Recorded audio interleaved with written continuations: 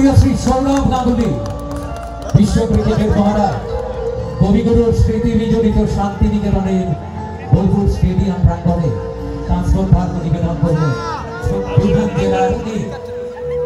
তেমনি আপনাদের জানাচ্ছি মাননীয় শ্রী অসিত মাল মহোদয়কে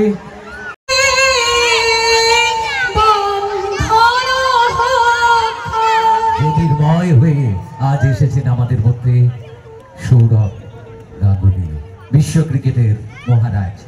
আর স্বাগত ভাষণ দিয়ে আমাদের প্রত্যেককে অভিবাদন জানালেন বোলপুর পৌরসভার সম্মাননীয় পৌরমাতা শ্রীমতী পর্ণা ঘোষ।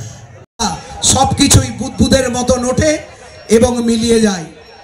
যে মানুষটা 100-র উপর টেস্ট, 311-র কাছাকাছি ওয়ানডে খেলেছেন ভারতের হয়ে, প্রায় 19,000 ইন্টারন্যাশনাল রান যার, সেই মানুষটাকে যখন কেউ বাজেভাবে সমালোচনা করেন সেটা আমাদের মতন মাঠের মানুষদের খুব পীড়া দেয়।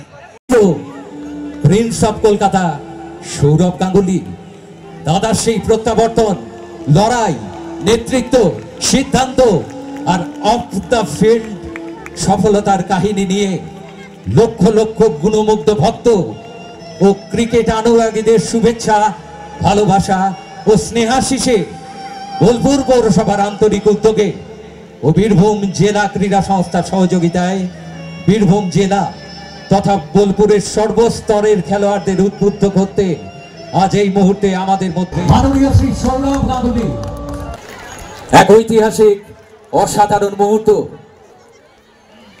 আরেকটি 18 নম্বর ওয়ার্ড তৃণমূল কংগ্রেস কমিটি বোলপুর পৌরসভা মাননীয় শ্রী তাপস সরকার মহোদয়, সম্মাননীয় কাউন্সিলর, তিনি তুলে দিচ্ছেন এই অসাধারণ শিল্পকর্মটি আমাদের সকলের পক্ষ থেকে মাননীয় শ্রী সৌরভ গাঙ্গুলী মহোদয়কে।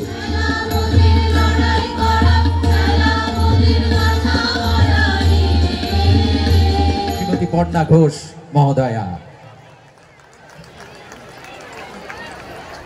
যার সাহসে দাঁড়িয়েছিল টিম ইন্ডিয়া, যার হাতে শুরু হয়েছিল ক্রিকেটের আধুনিকতার উন্মেষ, সেই সৌরভ গাঙ্গুলীকে আমরা সম্মানিত করে শ্রীমতী ঝুলন গোস্বামী, মহিলা ক্রিকেট দলের প্রাক্তন অধিনায়ক, আমরা তাকে সম্বর্ধিত করলাম।